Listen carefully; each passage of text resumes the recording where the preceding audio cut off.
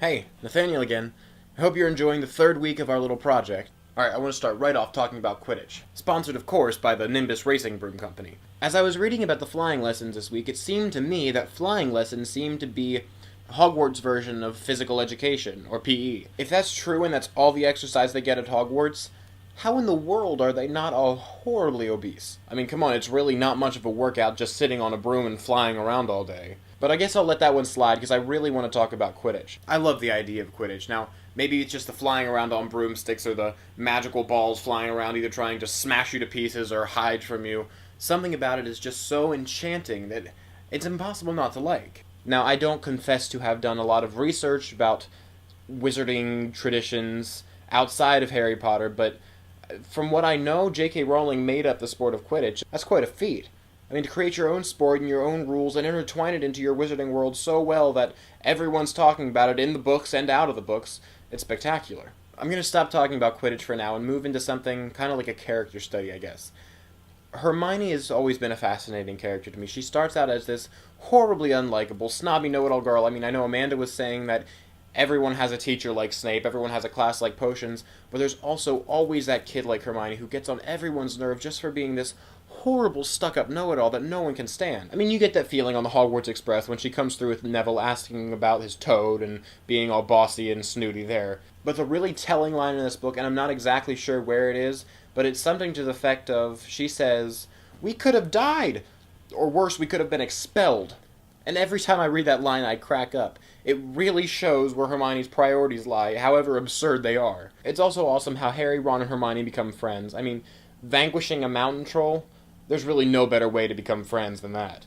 And this is just a small, completely irrelevant point, but how did Harry and Ron know which bathroom Hermione was in? And they keep talking about just the girls' bathroom.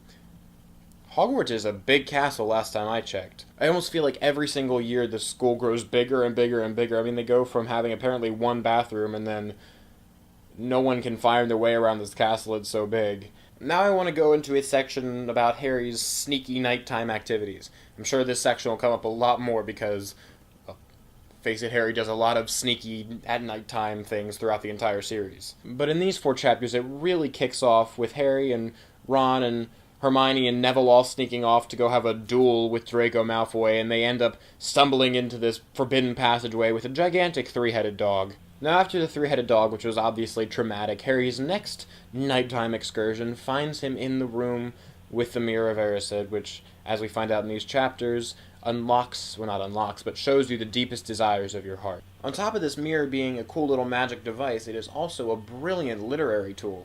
What better way to show a character's true motivations, the true feelings of his deepest desires, than having him discover them himself in this mysterious mirror that he obviously doesn't know what it is until Dumbledore tells him. Another little side note / question sort of thing is, what does the inscription on the Mirror of Erised mean? Does anybody know?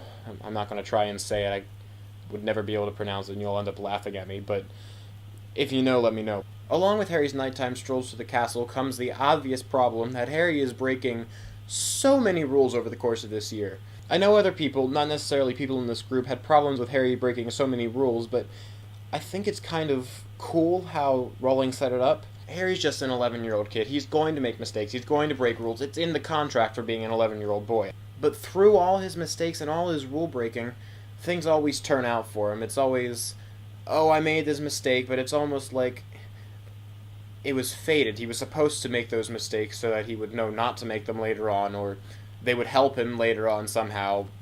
I want to talk now about some other magical things that were introduced in this chapter, aside from racing brooms and the mirror and everything like that. First, since I mentioned brooms, the broom jinxing scene. I don't know how this works because this is the first and, as far as I know, last time in the series that magic is done, and some pretty serious magic too, without a wand. I mean, according to Hermione, all you have to do to lay a jinx is just stare at someone and mutter under your breath, but from the rest of the series, it's you have to have a wand, you have to bippity-boppity-boo them, and then they will be jinxed.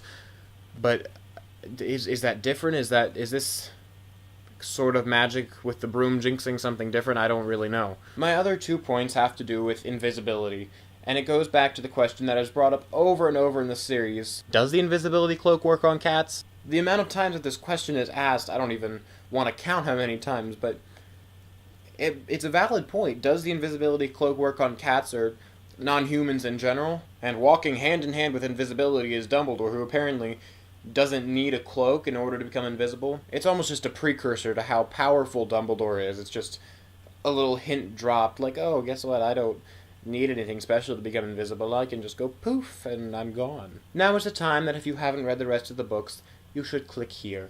I'm going to talk about things that you have not heard of, and you probably don't want to, or else you will ruin the rest of the series. So please, click here, and it will take you to the end of the video where I wrap things up. Alright, continuing on with Dumbledore and his invisibility. I didn't get this until I was reading through the book this time, but if you're a critical reader and you're reading through, it kind of gives away the end of the series right here in this first book. Okay, in other words, Dumbledore gave Harry the invisibility cloak, right?